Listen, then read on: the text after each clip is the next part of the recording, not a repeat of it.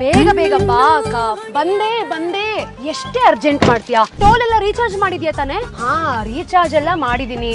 ಆದ್ರೆ ಏನ್ ಪ್ರಯೋಜನ? ಗೌರ್ಮೆಂಟ್ ತಾನೇ ದುಡ್ಡು ಹೋಗತ್ತೆ. ಇದೇನಕ್ಕ ಈ ತರ ಹೇಳ್ಬಿಟ್ಟೆ? ಟೋಲ್ ರೋಡ್ ಅಲ್ಲಿ ಇನ್ ಕೇಸ್ ನಮ್ ಕಾರ್ ಏನಾದ್ರು ಪಂಚರ್ ಆದ್ರೆ ಅಥವಾ ರಿಪೇರಿ ಆದ್ರೆ ರೆಸ್ಪೆಕ್ಟಿವ್ ಟೋಲ್ ಕಂಪನಿಯವರು ನಮ್ ಕಾರ್ ಸಹಾಯ ಮಾಡೋದಲ್ದೆ ಟೋಲ್ ಎಂಡರ್ಗೂ ಕೂಡ ಕರ್ಕೊಂಡ್ ಬಂದ್ಬಿಡ್ತಾರೆ ಗೊತ್ತಾ? ಹೌದಾ?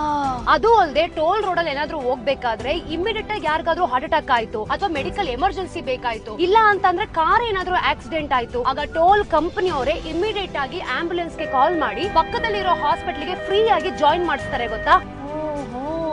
ಸಪೋಸ್ ಟೋಲ್ ರೋಡ್ ಅಲ್ಲಿ ಲಾಂಗ್ ಟ್ರಾವೆಲ್ ಮಾಡ್ಬೇಕಾದ್ರೆ ವೆಹಿಕಲ್ ಅಲ್ಲಿ ಪೆಟ್ರೋಲ್ ಖಾಲಿ ಆಯ್ತು ಅಂತ ಇಟ್ಕೋ, 5 to 10 ಲೀಟರ್ಸ್ ಫ್ರೀ ಆಗಿ ಪೆಟ್ರೋಲ್ ಕೂಡ ಕೊಡ್ತಾರೆ ಗೊತ್ತಾ? ಇನ್ ಕೇಸ್ ನಿನ್ನ ಹತ್ರ ಎಲೆಕ್ಟ್ರಿಕ್ ವೆಹಿಕಲ್ ಏನಾದ್ರು ಇದ್ದು ಅದ್ರಲ್ಲಿ ಏನಾದ್ರು ಚಾರ್ಜ್ ಖಾಲಿ ಆಯ್ತು ಅಂತ ಇಟ್ಕೋ, ಚಾರ್ಜಿಂಗ್ ಪಾಯಿಂಟ್ ನ ಕೊಟ್ಟು ಟೋಲ್ ರೋಡ್ ಎಂಡ್ ವರೆಗೂ ಸೇಫ್ ಆಗಿ ಕರ್ಕೊಂಡ್ ಬಂದ್ ಬಿಡ್ತಾರೆ ಗೊತ್ತಾ? ಇಷ್ಟೊಂದ್ ದಿನ ಟೋಲ್ ಬೂತ್ ನ ಕ್ರಾಸ್ ಮಾಡ್ಕೊಂಡು ಹೋಗ್ತಿದ್ವಿ, ಆದ್ರೆ ಇಷ್ಟೊಂದ್ ಬೆನಿಫಿಟ್ಸ್ ಇದೆ ಅಂತ ಗೊತ್ತೇ ಇಲ್ವಲ್ಲ.